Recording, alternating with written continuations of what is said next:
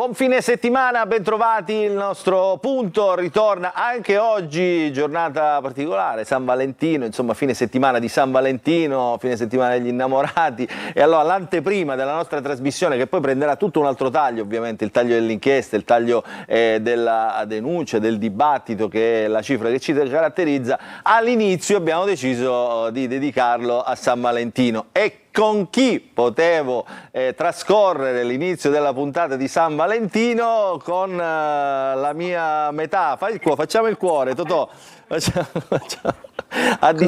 Amore a distanza, cos'è questo ormai? Ecco. Allora, Totò, vignette tutte di San Valentino oggi, mi raccomando. Certo, rigorosamente. Non andiamo su Trump, la Meloni, tutto San Valentino, mi raccomando. Lo facciamo praticamente ogni settimana. Praticamente. Allora, andiamo, vai, San Valentino, poi c'ho anche una cosa così, frizzante, piccante, anche dopo, per dopo. Vediamo se... Ecco, vai. Un San Valentino alternativo, c'è un cupido che gli scoppia la bambola, dice no, è l'amore di plastica. Mannaggia, perché oggi insomma anche queste cose, quanti diciamo, se ne vivono amori di plastica, quanti se ne vivono, ci si confronta meno, no? Si sta meno insieme, cose tutte più veloci, anche con la plastica. Andiamo, prossima vignetta. Allora, scusi, ha bigliettini con scritta sei l'unico amore della mia vita? Certo, me ne dia 7. Non si sa mai, no? Insomma. Questo è un grande classico. Un grande classico, e me ne dia 7.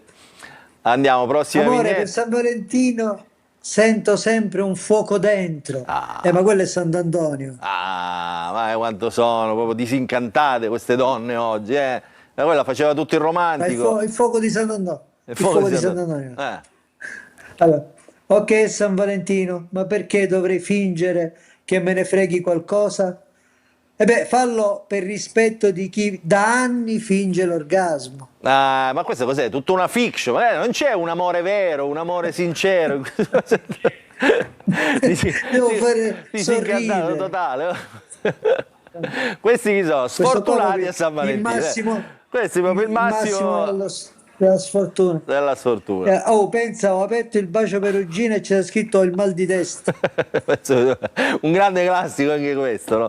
Un grande classico. Dai, San Valentino. E poi qua, ecco, il massimo a morirei per te. Dimostralo.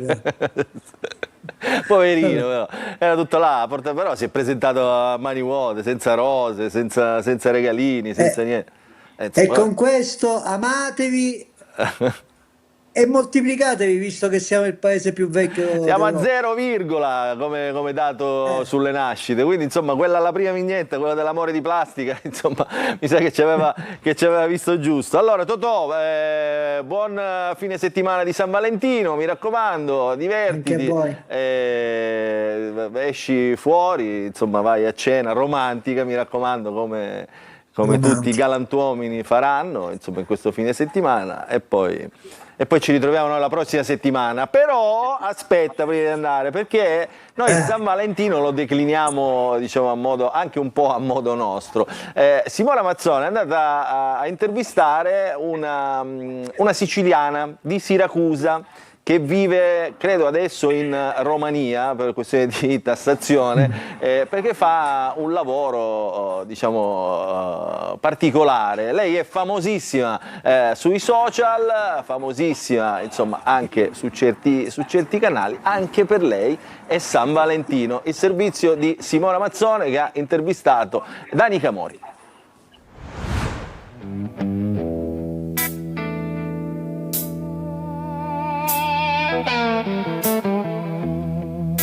Danica Mori al secolo Federica d'amore, e siamo collegati con lei perché lei si trova a Bucarest. Danica, fai un mestiere molto particolare. Tecnicamente vengo considerata una pornostar, però di fatto il mio percorso è ibrido. Di fatto mi considero più una content creator perché ho sempre lavorato autonomamente e ho iniziato da amatoriale. E il mio percorso inizia in webcam circa 13 anni fa, e poi sono approdata nella piattaforma di Pornhub, dove insomma ho raggiunto una certa audience, che è quella che mi porta alla fama di oggi. Hai detto che hai cominciato su Pornhub, che sei sui vari social, ma quanti follower hai? Social media circa 1,5 milioni tra diverse piattaforme. Su Pornhub ho raggiunto 1 milione di iscritti al mio canale. Tu lavori anche con il tuo fidanzato? Sì, allora io sono diventata famosa perché ho fatto contenuti amatoriali appunto di coppia per 10 anni. Nel tempo poi abbiamo iniziato anche a fare delle collaborazioni. Queste collaborazioni in termini tecnici insomma sono fare film e contenuti con altre persone. Andiamo a fare cardio. Da quanto tempo abiti in Romania? Allora no, in realtà in Romania ci abito da 2 anni e mezzo e ho viaggiato un po' per il mondo, diciamo, più che altro mi sono spostata per questioni finanziarie, appunto, cercando una tassazione più conveniente. Ho provato subito, ho aperto la webcam, quel giorno mi sono resa conto che in mezz'ora ho guadagnato quello che guadagnavo normalmente in 11 ore di lavoro da cameriera, quindi ho detto Stefano, questa cosa funziona e io voglio farlo. Si fanno i soldi facili come molti pensano? Il mito dei soldi facili secondo me nasce soprattutto da chi delegittimizza questo lavoro e di fatto sì, sicuramente è un lavoro ben pagato, ma tante volte si tende a non pensarlo come un lavoro. Ma tu che sei anche la regista, come scegli i set, le storie? Non so, dimmi qualcosa di più piccante. Allora, in realtà il mio format è sempre rimasto abbastanza fedele alla questione amatoriale, però diciamo che la nostra narrazione principale era proprio quello che rappresentiamo di fatto, cioè una coppia che si diverte a filmarsi, che ha una vita sessuale abbastanza attiva e quindi diciamo che tantissimi miei video non hanno una grande storia. Ti senti una donna oggetto? No, allora io sulla questione donna oggetto penso che l'oggetto nasce dagli occhi di chi guarda, non da un corpo nudo. Ma a proposito di fantasie, qual è la tua? Ovviamente pronunciabile in televisione. La maggioranza delle mie fantasie non si possono pronunciare in televisione, però in generale negli ultimi anni mi sto divertendo ad esplorare la mia sessualità anche al di fuori della coppia. Ma non provate gelosia? Sì, assolutamente, siamo gelosi, alle volte siamo gelosi e ce lo diciamo, e quando ce lo diciamo in qualche modo facciamo sempre un passo indietro, un passo avanti per incrociarci nel mezzo. È la fiducia, raga. Io ci ho pensato e mi sono data una risposta. La fiducia non è credere che l'altro non ti ferirà mai, non è cercare garanzie e non è pensare che l'amore sarà sempre perfetto. La fiducia è un atto di coraggio. Alle tue spalle vedo una stanza normale, normalissima, suppongo non sia un set. Vabbè, sì, alle volte è un set. Ma hai qualche attrezzo del mestiere vicino a te? No, allora in realtà per educazione li ho tolti.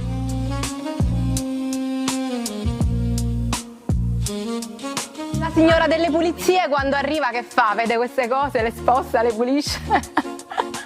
Si imbarazza? Cosa fa? Allora, le signore delle pulizie quando mi danno una mano mi conoscono e una volta hanno trovato il mio lavandino pieno di roba. Sono scoppiata a ridere. A volte trovano anche i miei toys attaccati ai vetri, alle robe. Ma ti chiedono anche consigli? Beh sì, assolutamente, assolutamente.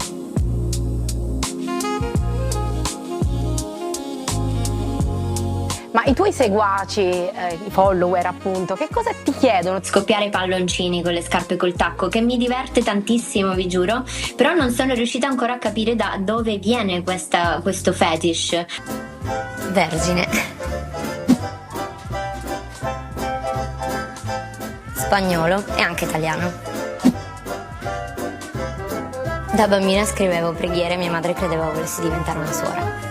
Sesso o amore o entrambi?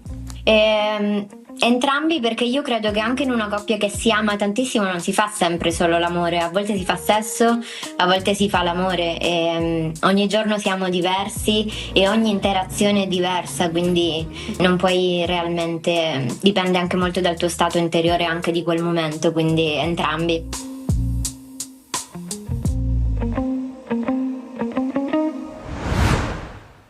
E questa è l'intervista a Danica Mori, 2 fidanzati fuori dagli schemi. Anche questo è San Valentino, un'altra faccia, un altro aspetto, un'altra declinazione dell'amore e di San Valentino. Totò, la conoscevi? Più spesso dobbiamo fare queste trasmissioni così.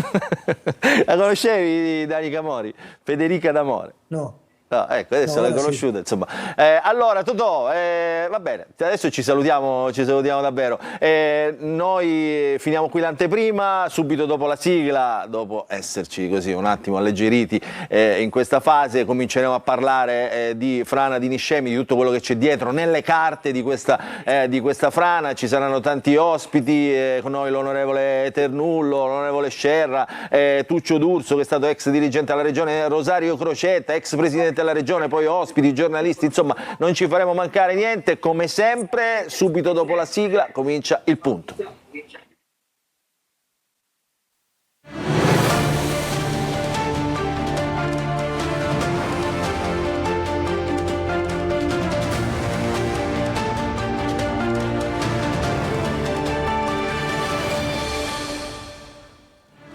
Ancora ben trovati, fine settimana di San Valentino, noi lo abbiamo declinato a modo nostro, dico anche con un sorriso, con le vignette di Totò Calì, con l'intervista di Simona Mazzone a Danica Mori, insomma un momento anche per alleggerire i temi della nostra trasmissione, che adesso ritornano ad essere seri. Questa settimana, lo abbiamo detto, ci occupiamo abbondantemente della frana di Niscemi, perché è una frana che sta continuando a camminare, quindi significa che c'è ancora pericolo per quelle popolazioni. È una frana che è avvenuta 3 settimane, domani farà 3 settimane, quindi insomma è un periodo già molto lungo che sta snervando gli abitanti di Niscemi, ma diciamo sta in qualche modo mettendo in confusione anche chi dovrebbe agire e chi non lo ha fatto in tutti questi anni, rispetto anche alla frana che c'è stata 30 anni fa, nel 1997. Oggi parleremo di questo.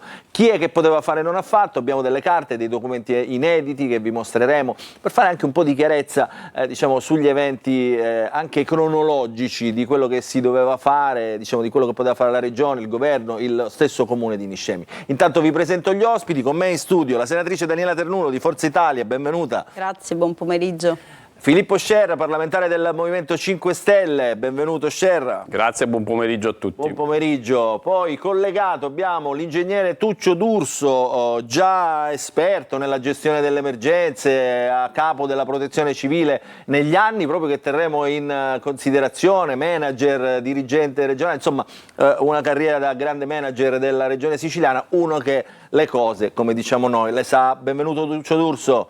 Buon pomeriggio a tutti, grazie dell'invito. Tra un po' si collegherà con noi anche l'ex presidente della regione Rosario Crocetta e la nostra Miriam Di Peri di Repubblica Palermo. Allora, però intanto prima di mandare, noi abbiamo realizzato anche un reportage a Niscemi per vedere, proprio per toccare con mano cosa sta succedendo.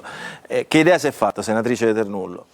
Bene, allora l'idea che mi sono potuta fare, stante a quello che davvero noi vediamo tutti i giorni da quando insomma siamo andati incontro al ciclone Harry e tutte queste piogge che hanno causato oltretutto la frana a Niscemi. L'idea che mi sono fatta, posso dire che il governo si è mosso tempestivamente, non ha perso tempo, voglio dire. Governo regionale?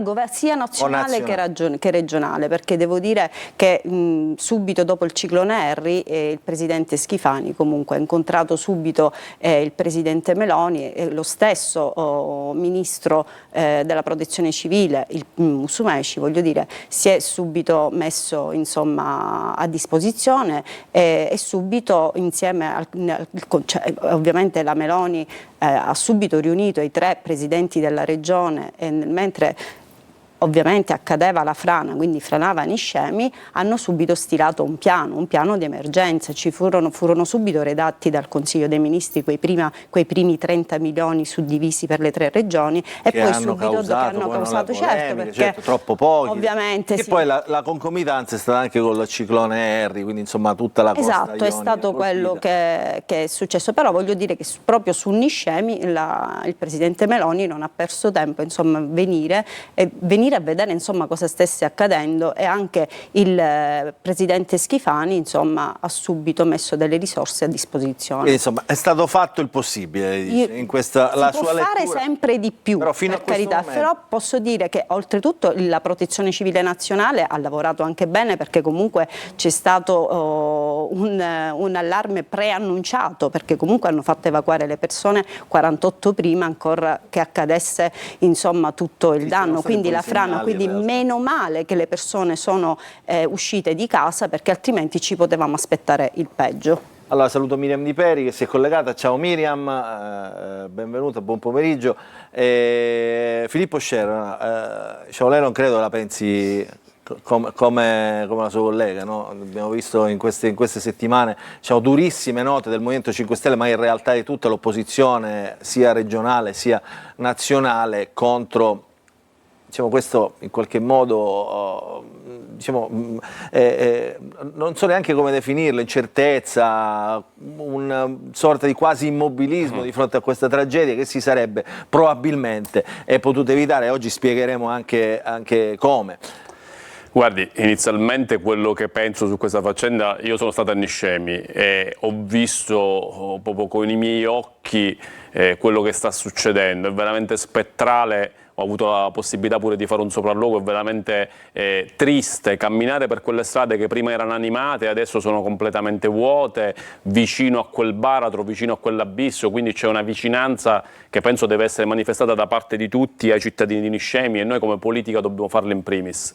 È ovvio che quello che ho detto, sono intervenuto io quando è venuto il ministro Musumeci in aula, e al ministro Musumeci ho detto: ministro, qua non vogliamo ascoltare parole, Niscemi deve diventare non un problema territoriale, Niscemi deve diventare una priorità nazionale, cioè il governo deve impegnarsi nel più breve tempo possibile per supportare questi cittadini, ma supporto non significa, come diceva la senatrice, ci mettiamo a disposizione per i cittadini. Supporto non significa questo, supporto significa mettere i miliardi di euro che servono per perché stiamo parlando di danni, se ci mettiamo il ciclone Harry, stiamo parlando di circa 2 miliardi di euro di danni, il governo ha messo 100 milioni di euro di cui... però ha detto è per step. Cioè le parole a me non interessano in questa fase, quando si tratta di cittadini che sono senza casa, 1600 cittadini che sono senza casa, io non voglio neanche ascoltarle le parole, io voglio i fatti, e da politico dell'opposizione rivendico la necessità che ci siano fatti immediati. Ci sono queste persone che sono sfollate e che sono senza casa, che cosa sta facendo come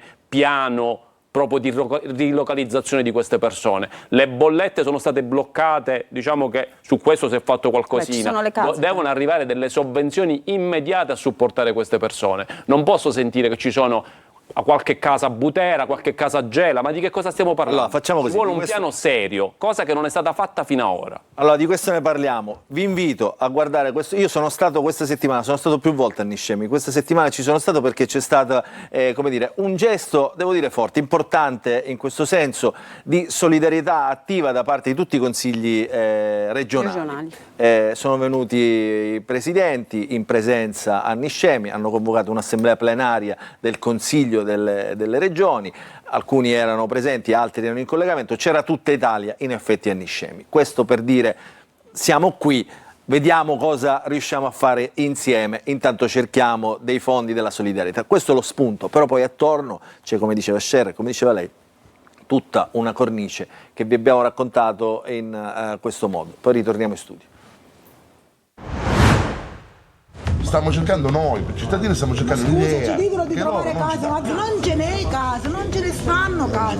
Se ci sono proprio vecchie, ma vecchie, che lì non ci puoi entrare con dei bambini. Sono a 40 metri dalla frana, ho 400 metri di casa. Abbiamo lavorato più di 15 anni con la mia famiglia, ho venduto pure casa all'estero per stare qua, e allora da un giorno all'altro mi hanno buttato fuori di casa. E non posso neanche andare per prendere le mie cose perché mi fanno pure la denuncia se mi becco la causa. Quindi, signor sindaco, è pregato di darmi una casa decente, mi deve dare no un buco di casa, ma qua, a Niscemi. ma se no io a fine settimana entro a casa mia, pure che mi faccio arrestare. Noi stiamo intanto lavorando per l'assistenza alla popolazione, il Presidente della Regione mi ha nominato soggetto attuatore, io sono molto fiducioso. Oggi dobbiamo dare supporto con iniziative per reperire risorse per far fronte ai circa 1500 sfollati, ma nello stesso tempo dobbiamo incominciare a lavorare per far fronte a queste continue emergenze climatiche. Io qualche giorno dopo l'emergenza mi ero lamentato di quella che era una disattenzione da parte di alcuni media nazionali e del resto d'Italia. Invece do merito al Presidente Antonella Aurigemma di aver convocato in maniera immediata una plenaria, non soltanto per, così come qualcuno dice, fare qualche passerella, ma per andare a capire quelle che sono le priorità e quello che noi come Consiglio regionale, tutti, possiamo fare. La tua è una storia particolare, perché tu sei tornato 1 anno e mezzo fa dalla Germania. Esatto. Per vivere a Niscemi, per aprire un'attività a Niscemi, e adesso? Adesso, come potete vedere, ci stanno le transenne, è tutto chiuso, siamo messi in zona di sicurezza, zona rossa ovviamente. E aspettiamo che in 15 giorni dovrebbero darci risposte, se si restringerà oppure no, se potremo riaprire oppure no, se possiamo entrare nelle nostre case. Quindi tu ancora una speranza sottile, flebile, ce l'hai?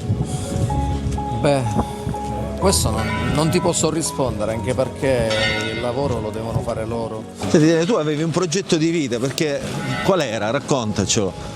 Il progetto era bello, ero tornato, avevo comprato una casa bella grande, ristrutturata, mi sono fatto il mio appartamento sopra, la pizzeria Pazzotto, e speravo e contavo che quest'anno sarei riuscito a fare le prime stanze del B&B che avevamo progettato con i miei figli.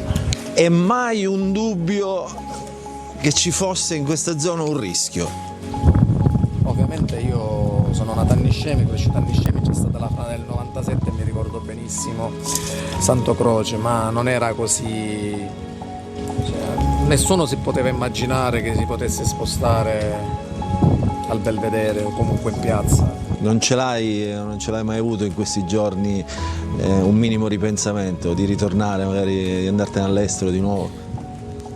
12 anni vissuti in Germania, guarda, quindi no, sono tornato per la mia famiglia, per i miei amici, per la mia terra, amo la Sicilia, credo che sia il posto più bello al mondo.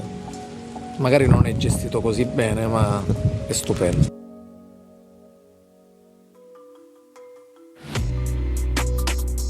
Qui siamo in zona rossa, zona nera anzi diremmo pure, perché siamo vicinissimi. Prossimi alla zona nera. Prossimi alla zona nera, cioè la frana è lì, state provando, diciamo, con tutte le precauzioni del caso a far riavvicinare le persone, almeno per prendere qualche oggetto personale, perché diciamo qui ovviamente non si può sostare per più di qualche minuto.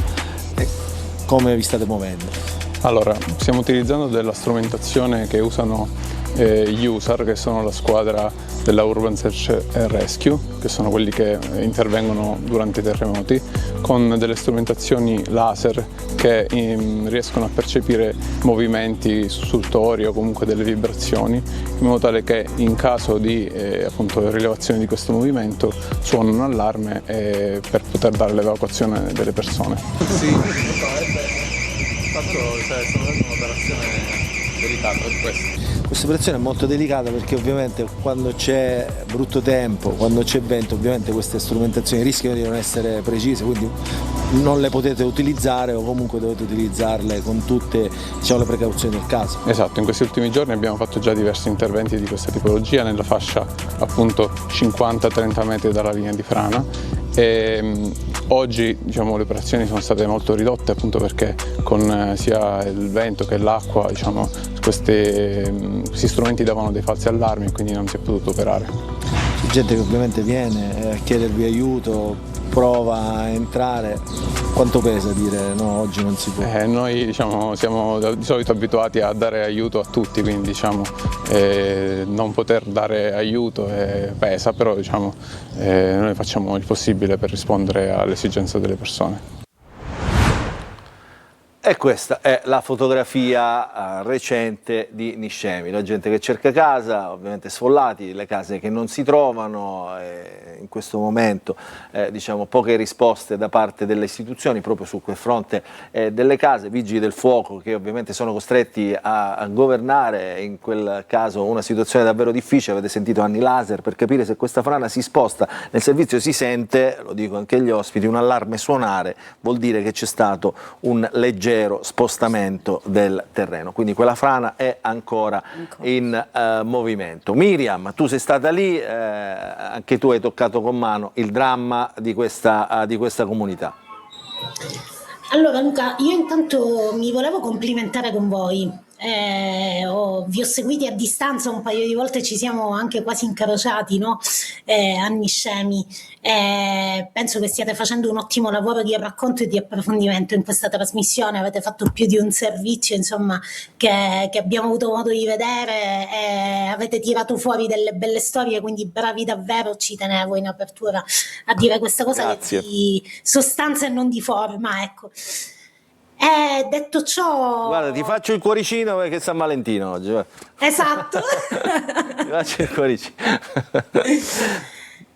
Sì, detto ciò c'è un problema enorme, mi spiace essermi collegata con qualche minuto di ritardo, i colleghi che stanno dietro le quinte e che saluto tutti mi dicevano che l'onorevole Ternullo parlava di velocità negli interventi, una dichiarazione che però un po' cozza con quello che invece raccontano gli abitanti che si sentono abbandonati in quel territorio e dicono che non sono ancora arrivati aiuti. Forse si sarebbe potuto fare prima e meglio, si può accelerare adesso.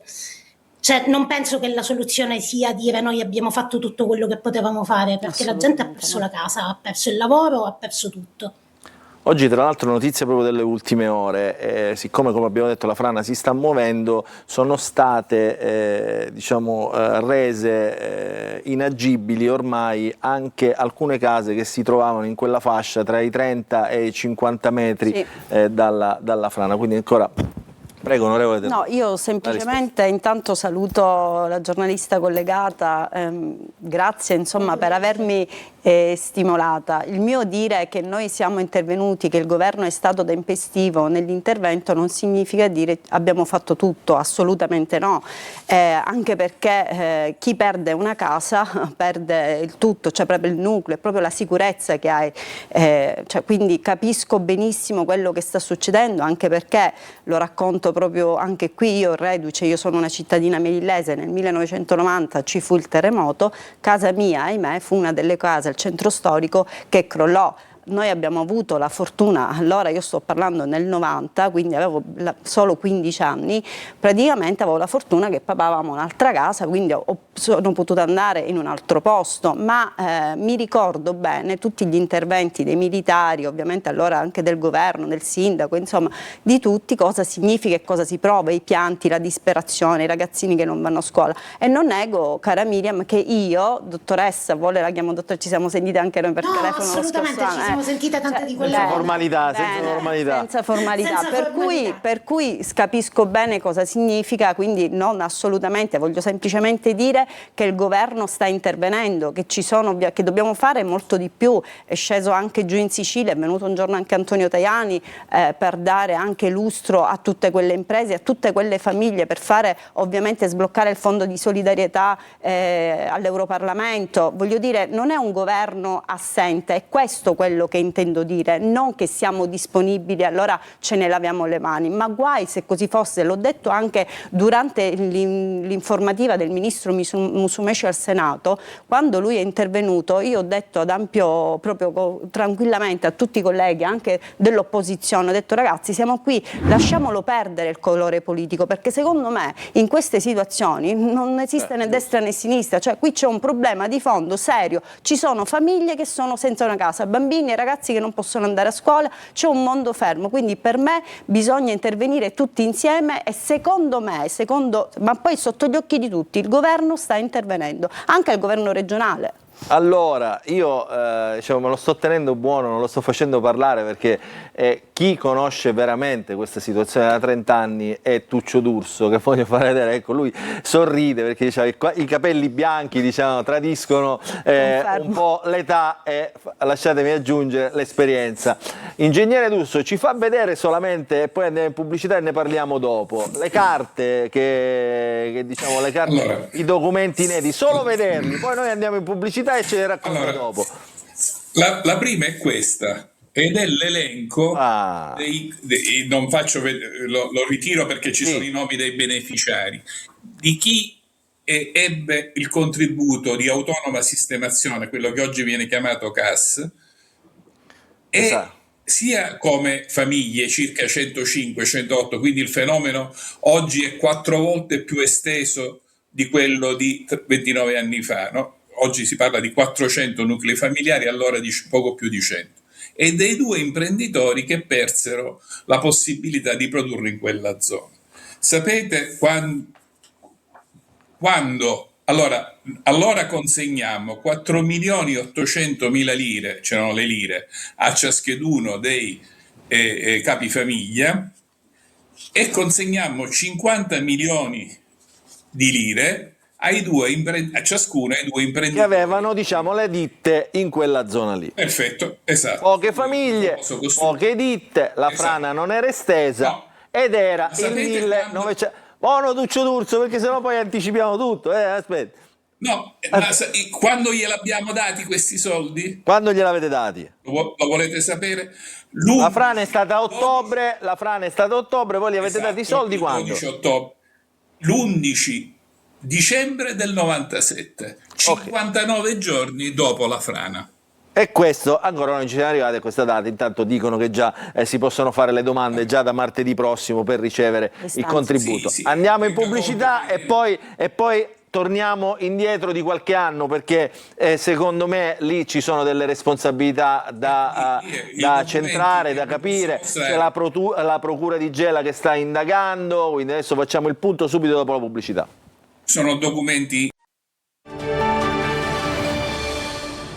Rientriamo in diretta nella nostra puntata del punto di oggi. Abbiamo cominciato parlando della frana di Niscemi, abbiamo fatto vedere nella prima parte il reportage che racconta un po' uno spaccato di questa cittadina della provincia di Caltanissetta, che tanto piccola non è, fa più di 25.000 abitanti, vicino c'è Gela che fa quasi 70-80.000 abitanti, quindi è un centro, un comprensorio molto ampio che in questo momento sta vivendo un dramma. E pensate, durante i sopralluoghi effettuati proprio in questi giorni dalla procura è stata evidenziata un'altra criticità. L'unica strada aperta, che è la strada provinciale 11, che collega Niscemi ai centri più vicini centri abitati, in questo momento sta subendo un dissesto del manto stradale.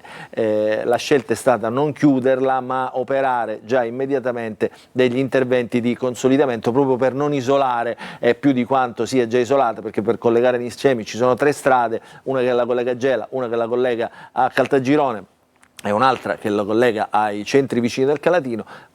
2 di queste 3 strade sono già state chiuse, quindi insomma Niscemi sta vivendo veramente un dramma. Allora, Tuccio D'Urso, con noi c'è in studio la senatrice Ternullo, l'onorevole Scerra, Miriam Di Peri collegata. Tuccio D'Urso che era a capo della protezione civile in quegli anni, quando ci fu la prima frana, che doveva essere, no, Tuccio D'Urso, un campanello d'allarme, o meglio, doveva essere già come dire, un allarme, non un campanello d'allarme, per una situazione che andava consolidata e che andava certamente sistemata allora. Se allora si fosse sistemata, consolidata quella frana, oggi non racconteremmo questa storia. Che cosa stiamo vedendo qua?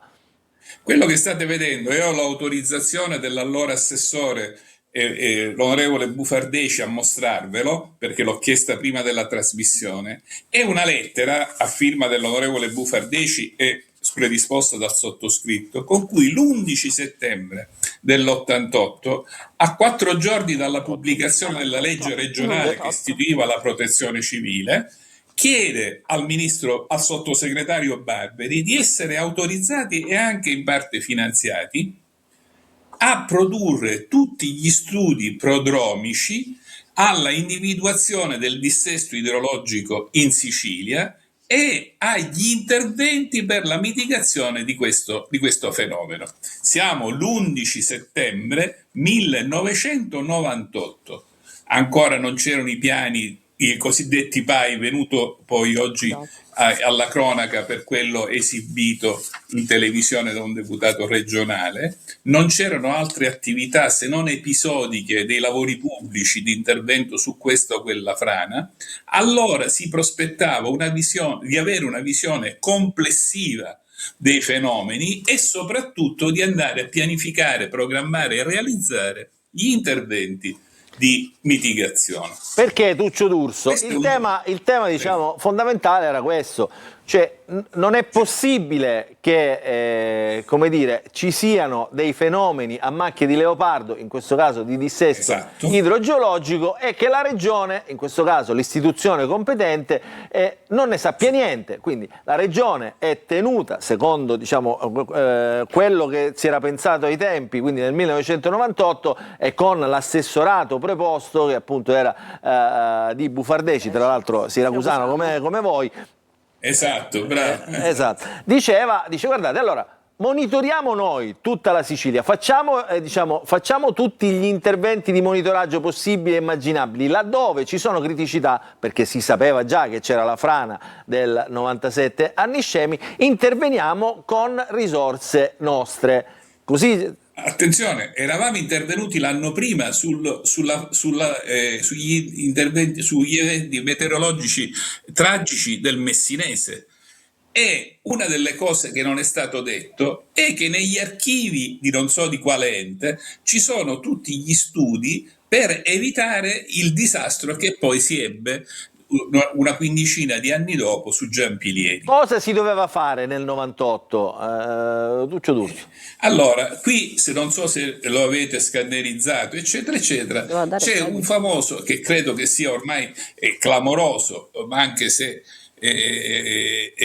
sicuramente verrà alla luce in questi giorni dall'indagine giudiziaria, un documento sempre a firma mia in cui illustrava all'assessore che cosa avevamo fatto a Niscemi e che cosa dovevamo fare. Ok. Vi leggo alcuni passaggi. Questo siamo nel 1998. Sempre quello. Siamo nel 1998, appena istituita la protezione civile regionale. Ecco, voi vi state vedendo il finale di questo documento, state mostrando. L'abbiamo visto prima. Allora, prevedeva un intervento. Andiamo. Esatto, il comitato consultivo e la commissione tecnico-scientifica all'uopo individuati ha definito il piano di intervento che è stato approvato dal Dipartimento. Quindi, dopo 6 mesi, le commissioni di lavoro avevano definito e approvato il piano degli interventi. Il piano prevede 2 fasi. La prima con interventi la cui finalità è quella di fronteggiare le emergenze e non aggravare il dissesto. La seconda con interventi aventi l'obiettivo del riassetto complessivo. Salto qualche pezzo e scrivo. Gli interventi consistono sostanzialmente in opere, apro parentesi, consolidamenti, opere idrauliche e opere forestali, e in studi e progettazione propedeutica alla realizzazione delle infrastrutture di seconda fase.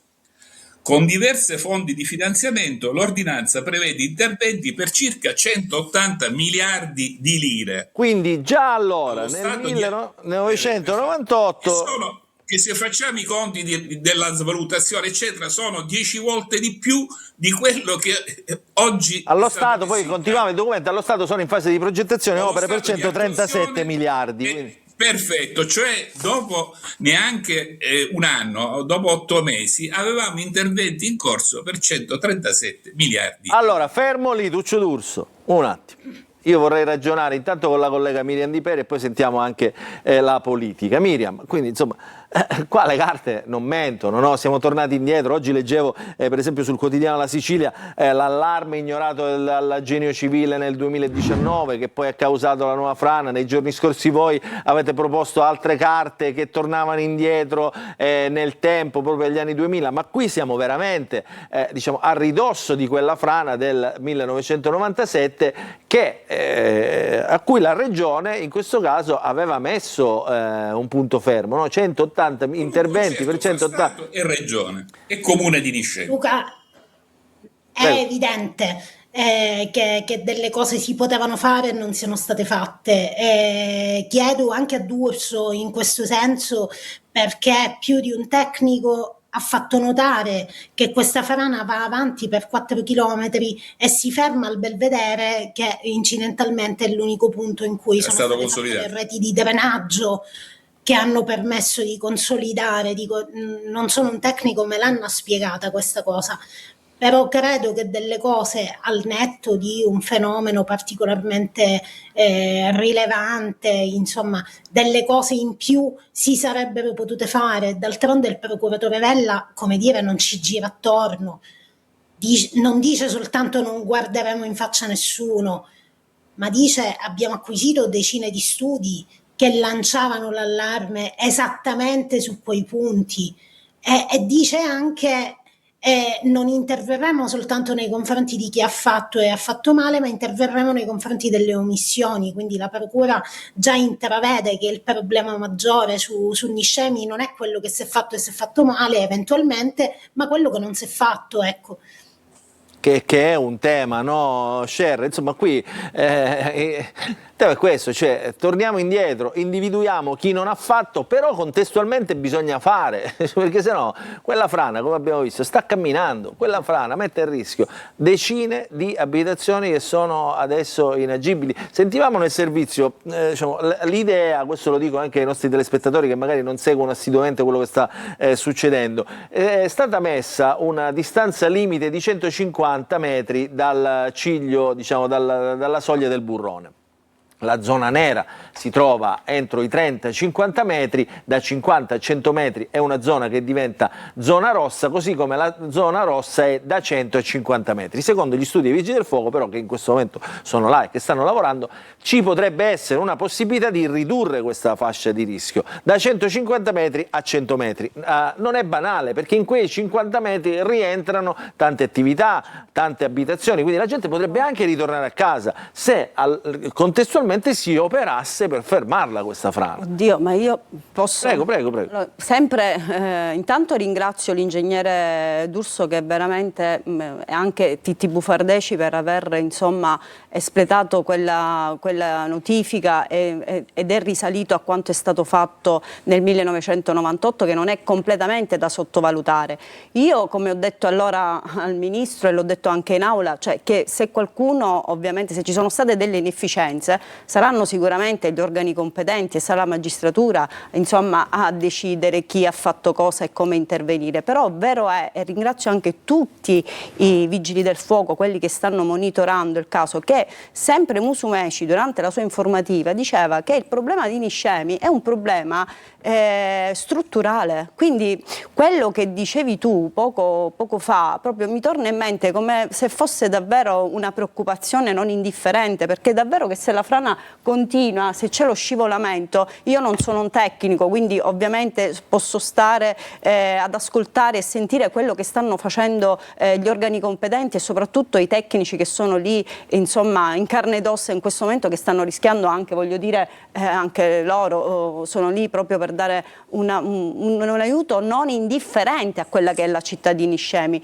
Quindi che ben vengano questi studi e che vengano affrontati però in maniera certosina. Il tema è però fare, no? Fare, certo. No, ma il punto è, seguo quello che si diceva prima, aveva ragione la giornalista, la politica deve dare riscontro su quello che ha fatto, se ha fatto male, ma su quello che non ha fatto. Se ci sono delle omissioni, intanto che siano accertate dal punto di vista giudiziario, non mi permetto di fare il lavoro del dottor Vella, ma sicuramente Sicuramente ci sono delle responsabilità politiche e sono anche gravi, questo ce lo dobbiamo dire. Qua stiamo parlando di 1600 sfollati, qua stiamo parlando, dobbiamo ringraziare il cielo che non ci siano scappati morti, di questo stiamo parlando. Quindi se in questi 20, quanti ne sono passati dal 97, 27 anni, qualcuno non ha fatto quello che doveva fare, pur essendoci dei documenti che abbiamo già visto relativi al 98, è evidente che c'è una responsabilità politica e purtroppo per 20 anni... Però posso dire una cosa? Mi scusi,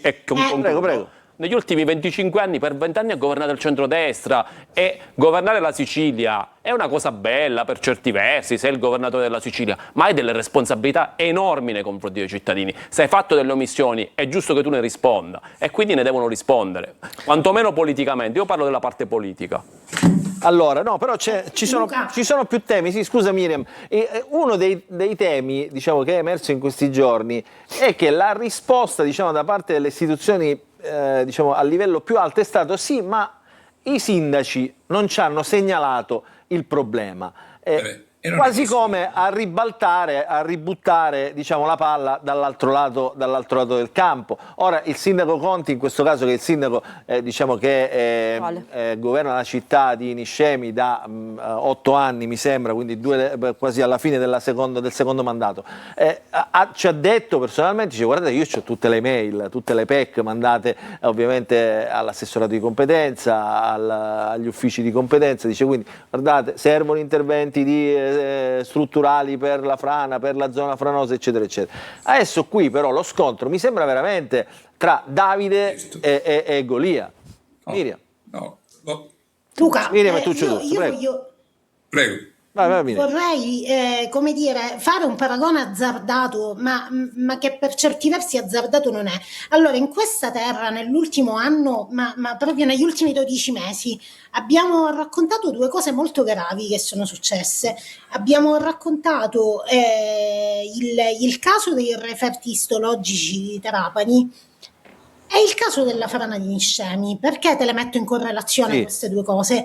Perché succede che è arrivato a un certo punto davanti a una frittata molto grande che succede, in cui è evidente che ci siano delle responsabilità, l'unico tema sia quello di deresponsabilizzarsi, e quindi lo abbiamo visto gli istologici con l'ex manager che faceva presenti le PEC che aveva inviato all'assessorato, e lo vediamo oggi con Niscemi, col sindaco che fa che mostra le PEC mandate alla regione. Allora, che nessuno si creda assolto né in un caso né nell'altro, e vogliamo cominciare a discutere del fatto che, al netto del fatto che questo sindaco, io non voglio attribuire tutta la responsabilità al sindaco, però non possiamo neanche dire non c'entra niente. Allora, ci sono delle corresponsabilità che andranno sicuramente accertate.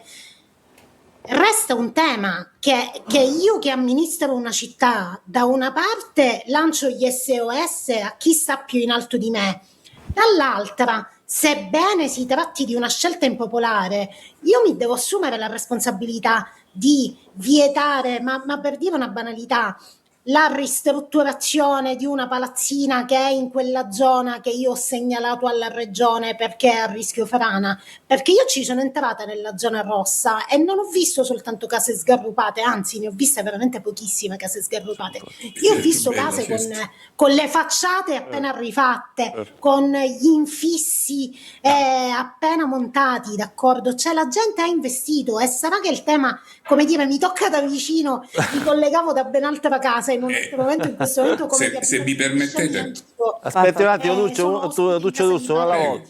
Cioè la gente ha investito e nessuno gli ha detto: guarda, non è il caso che tu investa in quella zona. Hai investito 6 mesi fa, un anno fa. Però c'è un tema, lo raccontava uno degli intervistati, diciamo, in una parte fuori onda della conversazione che ho avuto. Dice: io ho la pizzeria, dice, avevo un progetto di vita, è proprio quello che abbiamo sentito da un ragazzo che era tornato dalla Germania. Dice: io ho comprato la casa, l'ho comprata 1 anno e mezzo fa, io mi sono informato, cioè, questa non era zona rossa, la zona rossa era oltre il Belvedere, ma nessuno si sarebbe mai immaginato che quel Belvedere crollasse, e il sindaco aveva detto, l'ho detto anche in televisione, dice: se fosse successa questa frana piuttosto che all'1 di pomeriggio, alle 10 di sera, là sopra ci sarebbero state almeno 500 persone, perché quella è una zona della movida. Però rispetto al rischio, alla zona di rischio, quella non era segnalata come zona di rischio. E allora lì che si fa? Tuccio D'Urso.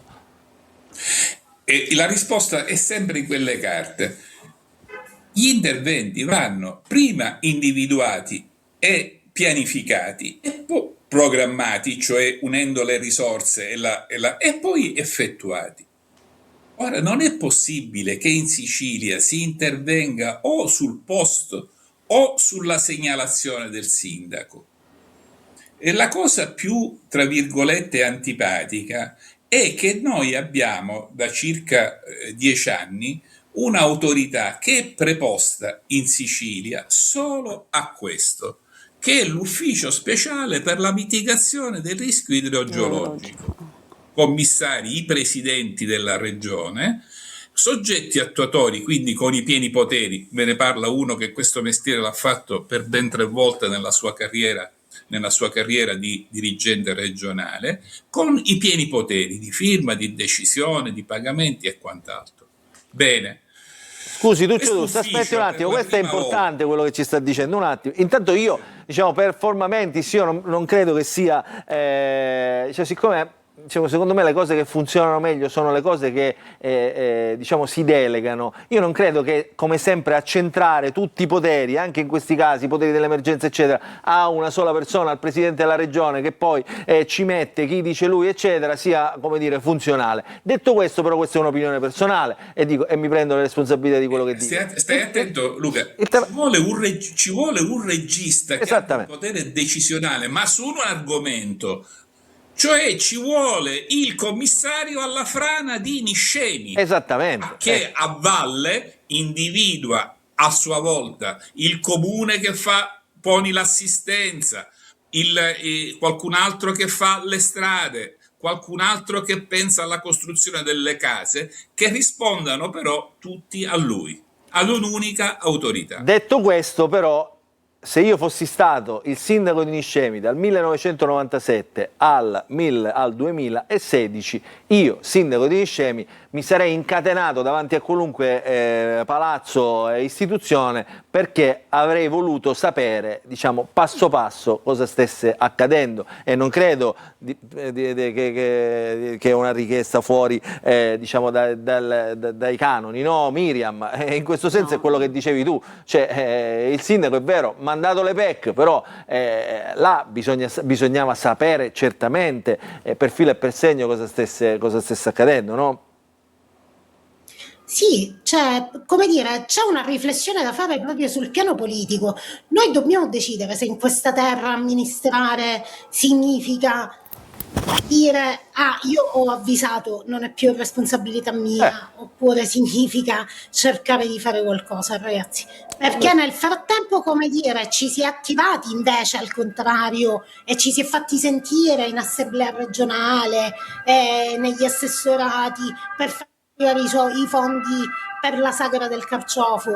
Abbiamo raccontato anche questo, che nelle ultime finanziarie, e parliamo non di 30 anni, da inizio legislatura ad oggi, cioè contando tutti gli interventi di sagre, mancette, cose, nei comuni che sono stati colpiti dalle emergenze a vario titolo, sia dal ciclone Harry, dove la situazione è un po' diversa, che da Niscemi, sono arrivati 10 milioni di euro complessivamente per fare feste e festicciole, sagre e sagrette, o l'intervento di abbellimento con le panchine e l'illuminazione nuova. Attenzione, io comprendo che tutto questo porti più voti e più consenso di quanto non ne possa portare il cantiere fastidioso sotto casa che deve mettere le reti di drenaggio e di cui poi gli effetti i cittadini non vedono nulla, d'accordo? L'ho detto in un italiano improbabile, non è uscito così. No, però è molto chiaro. Però Però come dire, amministrare non può essere e basta con questa Sicilia che viene amministrata soltanto mettendo panchine e organizzando la sagra del fico d'India, perché poi ci crolla la terra sotto i piedi e non è possibile che non sia colpa di nessuno. Sì, allora, mi dicono dalla regia che abbiamo un attimo un'incombenza pubblicitaria, quindi ci fermiamo, ritorniamo, poi la parola alla senatrice Ternullo e all'onorevole Scerra per le considerazioni. Dopo la pubblicità. Rientriamo in diretta, il punto oggi 14 febbraio, stiamo parlando della frana di Niscemi. Allora, senatrice Ternullo, abbiamo detto tanto tempo, no, per capire cosa stesse succedendo. Molto tempo, ovviamente è visibile sotto gli occhi di tutti, nulla, ovviamente non possiamo obiettare nemmeno quello che ha detto la giornalista Miriam Di Peri, per carità, però voglio dire anche quello che ho detto in premessa: se ci sono state delle inefficienze saranno gli organi competenti sicuramente andare a individuare. Oltretutto io premetto, a prescindere che possa essere oggi un soggetto politico, l'ipotetica la toglierei, cioè, sicuramente ci sono state delle inefficienze, vedremo di chi. Ma io non sono un giudice. No, neanche io, però sicuramente, ma stante alla documentazione è sotto gli occhi di tutti, ecco, esatto, perché ho detto che non posso fare un contraddittorio con la dottoressa, perché ha detto delle cose vere, cioè come anche l'ingegnere D'Urso, stiamo parlando di documenti, di atti, per cui ognuno si assume le proprie responsabilità, che sia chiaro. Però voglio dire che sicuramente i sindaci devono stare molto attenti anziché pensare alle sagre, ai festini, questo sicuramente. Non è il caso, penso, del sindaco di Niscemi, però... C'è una bella sagra, però, quella del carciofo, prego. No, ma si deve stare attenti a non confondere la parte giudiziaria con la parte politica. Qua stiamo dicendo che le responsabilità politiche sono evidenti. È un politico serio, dopo che per 25 anni o per 27 anni, soprattutto il centrodestra che ha governato la regione, non ha fatto obiettivamente nulla. La prima cosa che dovevano fare, la prima Giorgia Meloni, ci metto Giorgia Meloni in primis, doveva rivolgersi ai cittadini di Niscemi e chiedere scusa per quello che non è stato fatto. Invece Giorgia Meloni è venuta a Niscemi, non ha neanche voluto incontrare i cittadini, e questo è gravissimo, perché quando vai in Emilia-Romagna, che è una regione di centrosinistra, incontri i cittadini con gli stivali. Vieni qua a casa nostra, a Niscemi, al sud Italia, e non li degni neanche dalla tua considerazione. Questo per me è gravissimo, gliel'ho detto in aula al ministro Musumeci. Giorgia Meloni venga qua e consideri Niscemi una priorità nazionale, non lo sta facendo, non siamo un popolo di Serie B. Scenderà nuovamente. Non siamo un popolo di Serie B, abbiamo bisogno. Scenderà, tornerà nuovamente. Quello che lei dice che farà a me non interessa, io guardo i fatti, e i fatti vanno nella direzione di una responsabilità politica del centrodestra, di Giorgia Meloni e del Cuffaro, li posso elencare tutti, Cuffaro, Lombardo, Musumeci, Schifani. Cosa hanno fatto per evitare questa cosa? Da quello che mi risulta nulla, è una responsabilità politica evidente. Allora, però guardi adesso che cosa succede, perché dico poi non è che le cose succedono al caso. Tuccio D'Urso, io la riprendo sempre in ballo, perché lei era, diciamo, tutti quei documenti, senti, la facciamo vedere noi, un attimo, eccola qua. Diciamo, non è che quando lei era diciamo, a capo di quella situazione, che chiaramente è giovane, non ricorda che a distruggere questa esperienza fu l'onorevole capo di casa con assessore l'onorevole Crisafulli, capo di casa, esponente dell'allora, esatto, cos'era, Ulivo? Esatto, Ulivo completamente la responsabilità di quello che sto dicendo, ma siete voi sulla mia no, mi faccia parlare, io non l'ho mai interrotta, senatrice. Prego. No, non stavo interrompendo. Non lo stavo interrompendo. Perché nel finire del 98, cambiato il governo per via del passaggio c'era la guerra in Albania, c'è un sacco di questioni che si ricorderanno sotto il profilo. Allora non si votava l'elezione diretta del Presidente della Regione, ricordiamolo, però erano altri tempi. Esatto, e Capodicasa fu eletto con il voto determinante di 3 esponenti democristiani, ancora uno è morto, un altro è vivo con qualche problema, eccetera, perché passarono a sinistra. Non è che sono morti perché passavano a sinistra, no, Tuccio D'Urso. No, ma sono morti perché erano vecchi, malati, non facciamo questo effetto. Chiedo scusa, per continuare. E smantellarono il governo che succedette al governo Drago, il governo Capodicasa, disintegrò la protezione civile che si era creata e che era intervenuta sulle frane, era intervenuta sul dissesto di Messina, era intervenuta sul dissesto di Niscemi, aveva fatto la legge di protezione civile, dando dignità finalmente alla regione siciliana che ne era priva. Dialogava, come avete visto, con la protezione civile nazionale, che era una bella istituzione molto attiva con Barberi sottosegretario. Fu disintegrata. Chi vi parla fu mandato all'autoparco poi con conseguenze comiche, perché forse non ricordano i nostri deputati, perché io arrivai con la catena, chiusi l'autoparco perché le macchine circolavano senza assicurazione e senza revisione e lasciai il governo Capodicasa. La senatrice Ternullo a passare. Ricordi questa vicenda, sì, no? Esatto. Ma comunque questa vicenda finì all'Antimafia Nazionale, io fui ospite di Del Turco accompagnato da Gianfranco Miccichè, ma sapete poi come finì questa questione? Finì che il mio successore alla protezione civile regionale, un povero collega, non so che fine abbia fatto, era ovviamente di Forza Italia ed era il segretario dell'onorevole Miccichè. Ovviamente quella esperienza fu disastrosa perché si cancellò tutto, si cancellò la memoria, si cancellò l'operatività. La stessa prefetta, una prefetta molto brava, la dottoressa Giannola, una prefetta di ferro, no? Una donna ingambissima, che aveva condotto le cose, credo fu trasferita, non so che problemi abbia.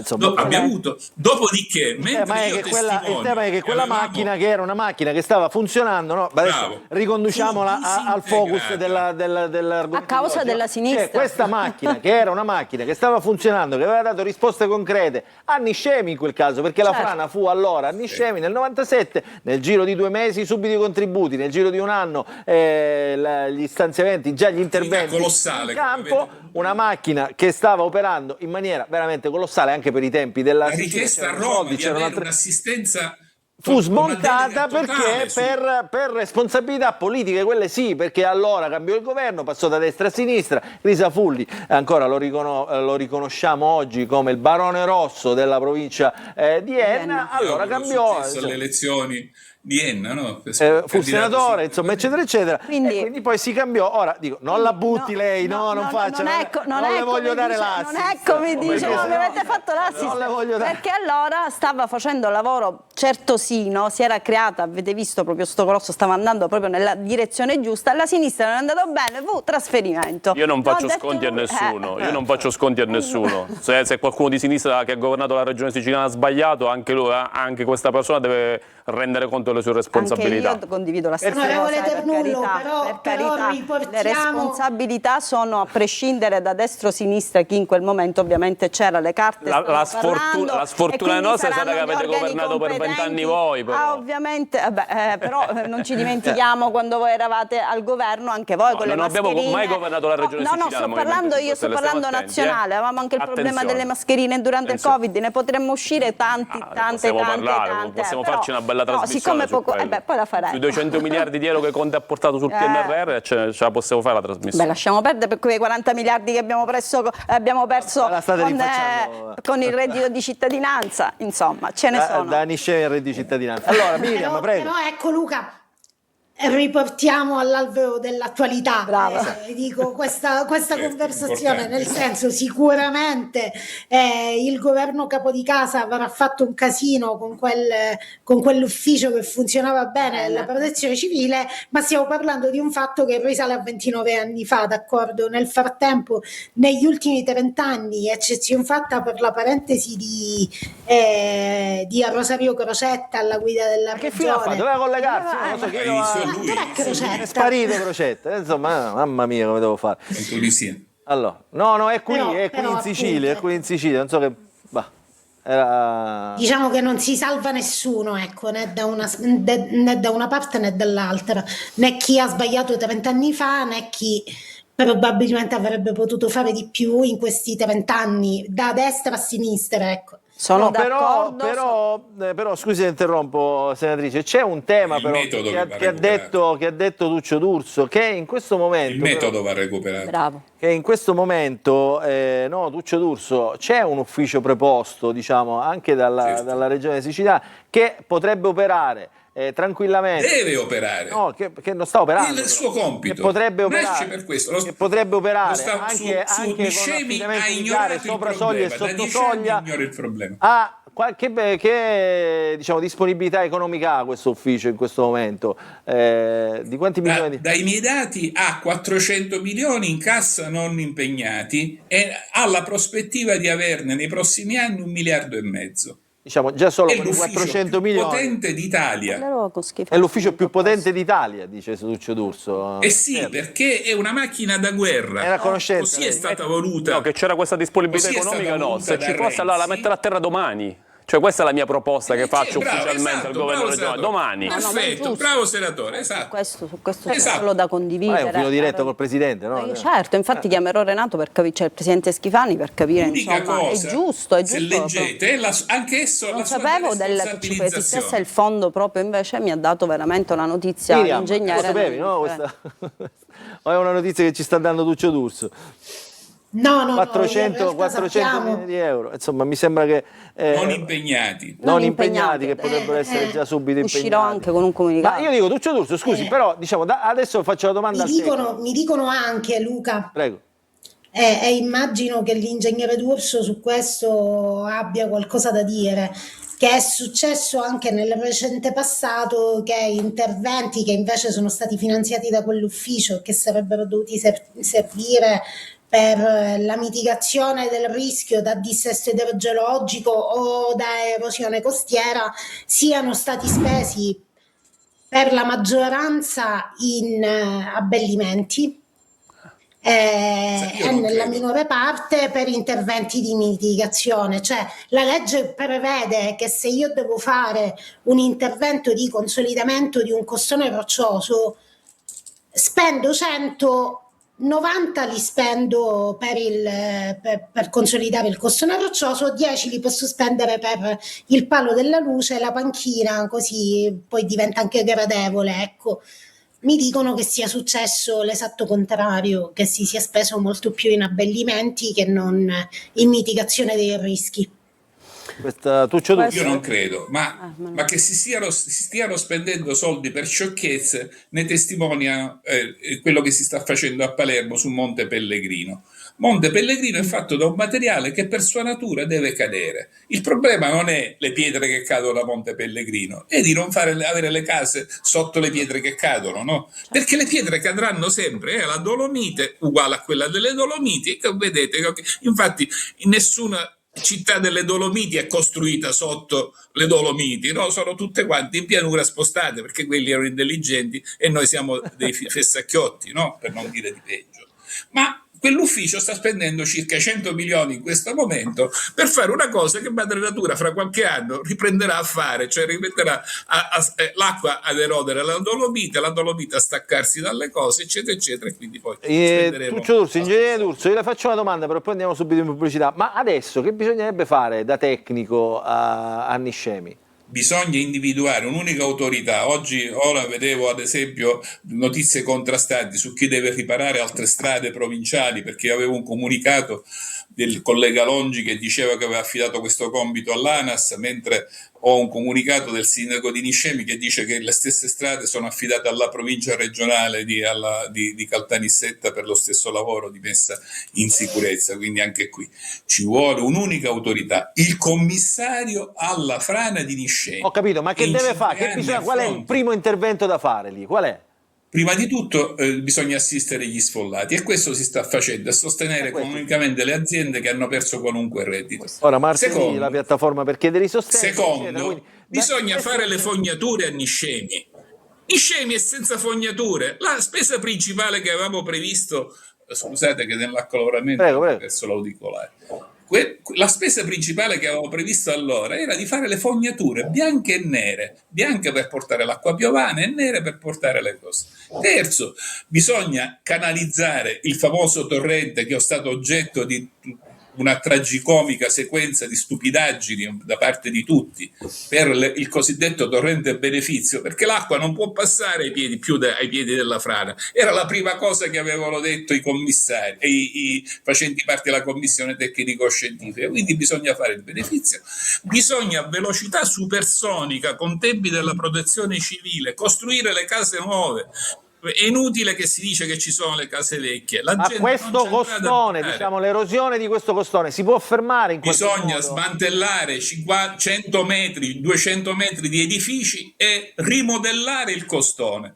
Cioè praticamente, prima ovviamente costruendo le case a quelli che l'hanno perduto, e guardate che con i tempi che ci sono, con le tecnologie, con la prefabbricazione, a costruire 200-300 nuove abitazioni ci si impiegano 6-8 mesi, non si impiegano 80 anni, no?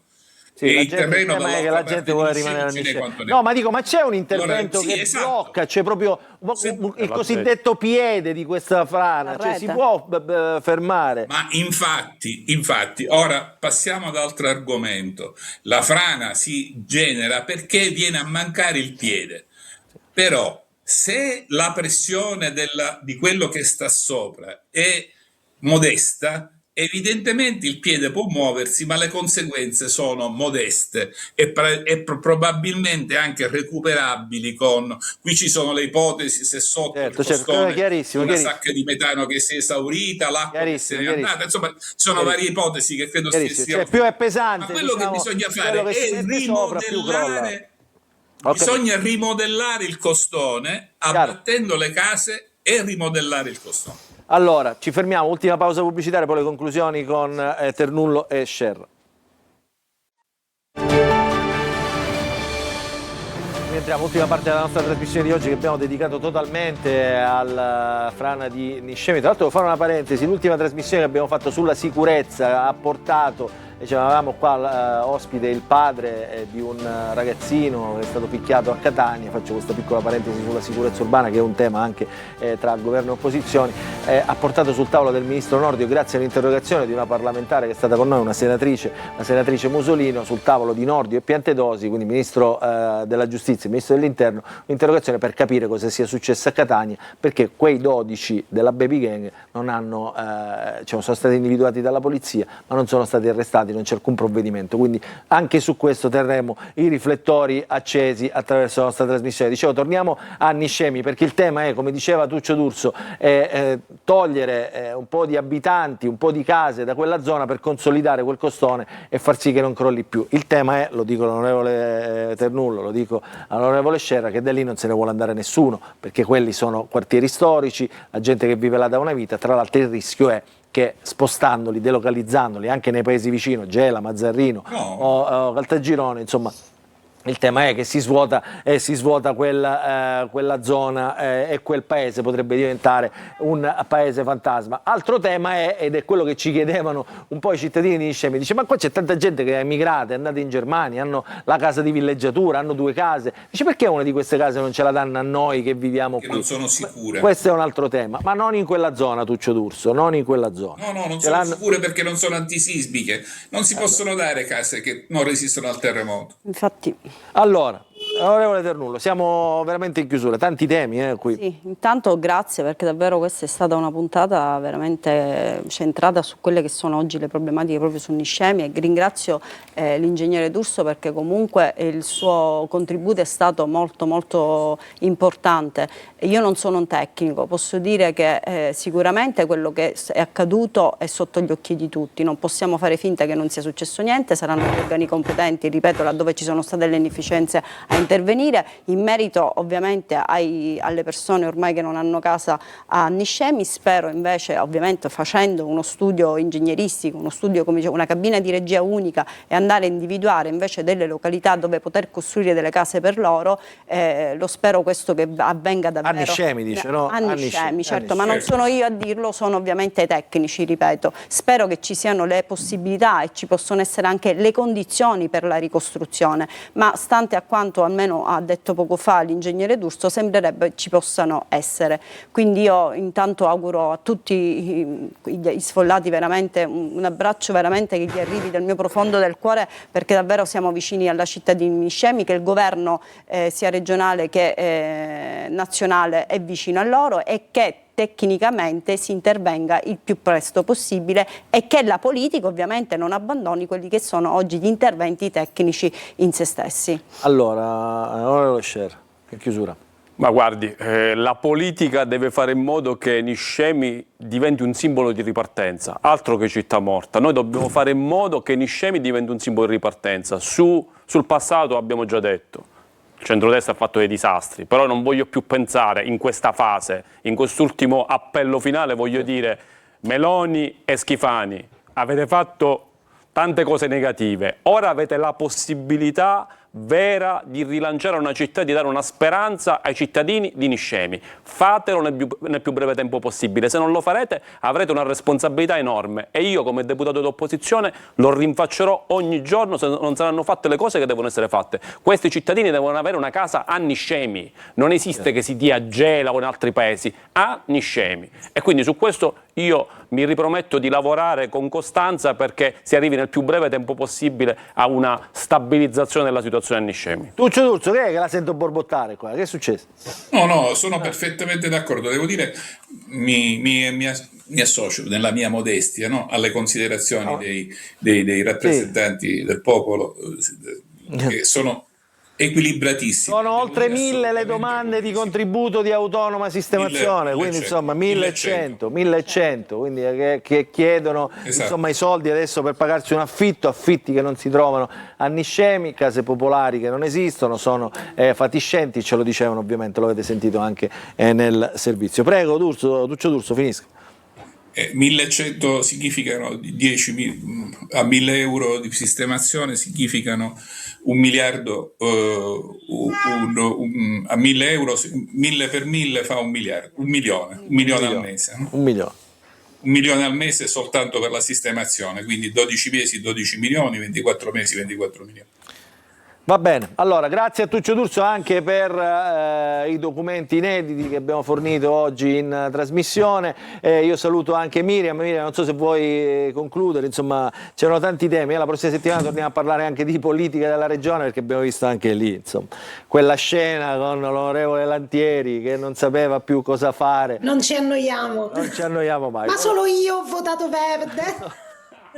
Siamo rimasti, siamo rimasti. Questa la facciamo vedere la prossima settimana, quindi ritorneremo a parlare anche di ARS perché come avete scritto proprio voi, quanto costa l'ARS? Quanto ci è costata fino a questo momento al minuto? Nel 2026 12.000 euro al minuto.